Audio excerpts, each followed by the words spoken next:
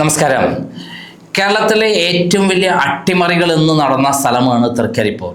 തൃക്കരിപ്പൂർ എന്ന് പറയുന്നത് നമുക്കറിയാം, കേരളത്തിൽ EK നായനാരും അതേപോലെ EMSും എല്ലാം മുമ്പ് മത്സരിച്ച് ജയിച്ച മാർക്സിസ്റ്റ് പാർട്ടിയുടെ പാർട്ടി ഗ്രാമങ്ങളൊക്കെ അടക്കമുള്ള സ്ഥലമാണ്.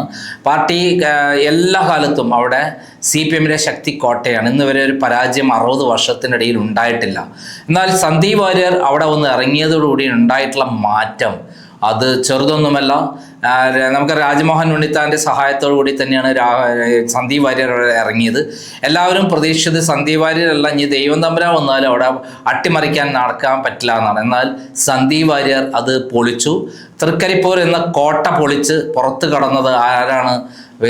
സന്ദീപ് വാര്യർ. അദ്ദേഹം വന്ന ഉടൻ തന്നെ അവിടെ 10,000-ങ്ങളാണ് അദ്ദേഹത്തെ സ്വീകരിക്കാൻ എത്തിയത്. അപ്പോൾ മുതൽ തുടങ്ങിയ പ്രവർത്തനം വിജയം വരെ അത് കൊണ്ടുപോയി എന്നുള്ളതാണ് സത്യം.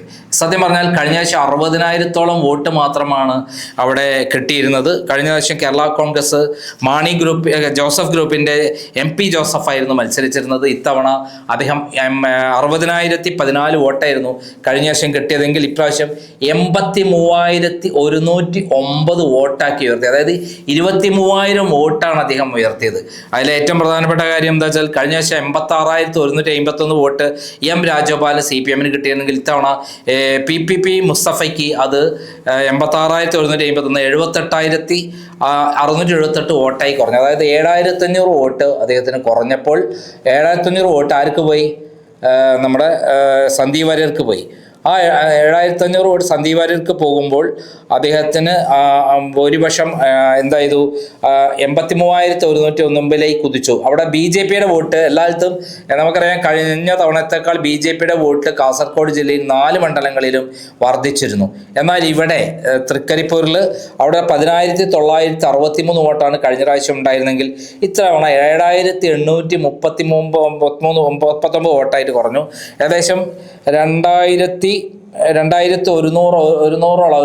വോട്ട് 2,100-ഓളം വോട്ട് UDFിലേക്ക് മാറി. അപ്പോൾ BJPയിൽ നിന്നും CPL നിന്നും കൃത്യമായിട്ട് 10,000-ൽ മേലെ വോട്ട് മാറിയതുകൊണ്ടാണ് സന്ദീപ് വാര്യർക്ക് 83,109 വോട്ടായിട്ട് വർദ്ധിപ്പിക്കാൻ കഴിഞ്ഞത്. കൂടാതെ അവിടെ യുവാക്കളുടെ വോട്ട്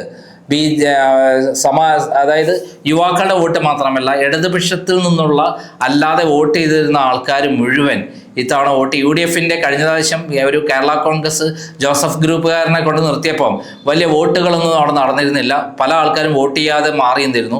ഇത്തവണ അത്തരത്തിലുള്ള ഒരു ഏകദേശം 13,000-ഓളം വോട്ട് യുവാക്കളുടെയും KSU പ്രവർത്തകരുടെയും ഒക്കെ തന്നെയുള്ള പുതുതായി വന്ന വോട്ടർമാരുടെ വോട്ടും സന്ദീപ് വാര്യർ കിട്ടി.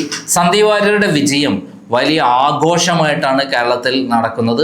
കാരണം സന്ദീപ് വാര്യർ പൊളിച്ചത് ചെറിയൊരു കോട്ടയല്ല. എല്ലാ 60 വർഷത്തെ സുരക്ഷിതമായി കൊണ്ടുവരുന്ന CPMന്റെ പൊന്നാപുരം കോട്ട തന്നെയാണ് തകർത്ത് കളഞ്ഞത് സന്ദീപ് വാര്യർ. ആ സന്ദീപ് വാര്യർ എന്തായാലും കേരള രാഷ്ട്രീയത്തിൽ കേരള കോൺഗ്രസിൻ്റെ ശക്തനായ വക്താവായി അദ്ദേഹം വളർന്നു വരികയാണ്. അദ്ദേഹം പറഞ്ഞ ചില കാര്യങ്ങളുണ്ട്. ഞാൻ ഒരു വർഗീയതയുടെ തടവറയിൽ കിടക്കുകയായിരുന്നു, ഇപ്പോൾ മതേതരത്തിൻ്റെ കാറ്റാണ് ഞാൻ ശ്വസിക്കുന്നത്. അതുകൊണ്ട് എനിക്ക് സ്വതന്ത്രമായി സംസാരിക്കാനുള്ള അവകാശം കിട്ടിയിരിക്കുന്നു. എനിക്കിപ്പോൾ 1 മിനിറ്റ് പോലും സമയം കിട്ടുന്നില്ല, അത്രയും തിരക്കാണ്. കേരളത്തിൽ അങ്ങോളം ഇങ്ങോളം എന്നെ കോൺഗ്രസ് പ്രവർത്തകർ എന്നെ കൊണ്ടുപോകുന്നു. മാത്രമല്ല കോൺഗ്രസിൻ്റെ ഔദ്യോഗിക വക്താവായി അദ്ദേഹം ചാനൽ ചർച്ചകളിൽ പങ്കെടുക്കുന്നു. മുമ്പ് എനിക്ക് അവരുടെ ചങ്ങലയ്ക്കുള്ളിൽ നിന്ന് പുറത്തിടാൻ പറ്റില്ലായിരുന്നു, തടവറയിലായിരുന്നു BJPയുടെ. അതേ വർഗീയതയുടെ തടവറയിൽ നിന്ന് ചാടി സ്വതന്ത്രമായ ശ്വാസം വലിച്ചുകൊണ്ട്, മതേതരത്തിൻ്റെ ശ്വാസം വലിച്ചുകൊണ്ട് എനിക്ക് സ്വതന്ത്ര ചിന്താഗതി ഇപ്പോൾ വിളിച്ചു പറയാൻ കഴിഞ്ഞിരിക്കുന്നു.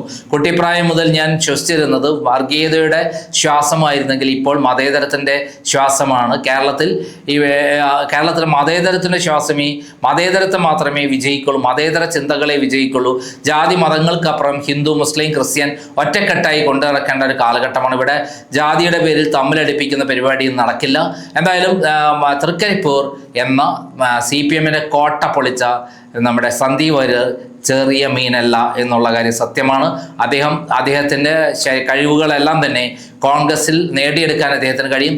തുടർന്നുള്ള പോരാട്ടത്തിന് അദ്ദേഹത്തിൻ്റെ പൊതുജന സേവനത്തിന് എന്തായാലും കോൺഗ്രസിലൂടെ അദ്ദേഹത്തിന് കഴിയൊരു MLA എന്നുള്ള നിലയിൽ അദ്ദേഹം വലിയ നേട്ടമാണ് കേരളത്തിൽ കോൺഗ്രസിന് ഉണ്ടാക്കിയിരിക്കുന്നത്. കാരണം 3 മണ്ഡലങ്ങൾ, തുടർച്ചയായ മണ്ഡലങ്ങളിൽ, ഒന്ന് പയ്യന്നൂരാണ് അടുത്തത്, അതിൻ്റെ അടുത്തത് നമ്മുടെ തളിപ്പറമ്പ്. ഈ 3 മണ്ഡലങ്ങൾ ടച്ച് ചെയ്ത് നിൽക്കുന്ന മണ്ഡലങ്ങളാണ്. തൃക്കരിപ്പൂർ കഴിഞ്ഞാൽ പയ്യന്നൂരാണ്, പയ്യന്നൂർ കഴിഞ്ഞാൽ തളിപ്പറമ്പ്. ഈ 3 മണ്ഡലങ്ങളിലെ CPM പ്രവർത്തകർ എൻ ബ്ലോക്കായിട്ട് വോട്ട് ചെയ്യാൻ എത്തിയിരിക്കുന്നു. ഇവിടെ ഹിന്ദു, ക്രിസ്ത്യൻ, മുസ്ലിം വോട്ടുകൾ ഒറ്റക്കെട്ടായി ആർക്ക് കിട്ടിയിരിക്കുന്നു? തൃക്കരിപ്പൂരിൽ സന്ദീപ് വാര്യർക്ക് കിട്ടിയിരിക്കുന്നു എന്നുള്ളതാണ് സത്യം. നന്ദി, നമസ്കാരം.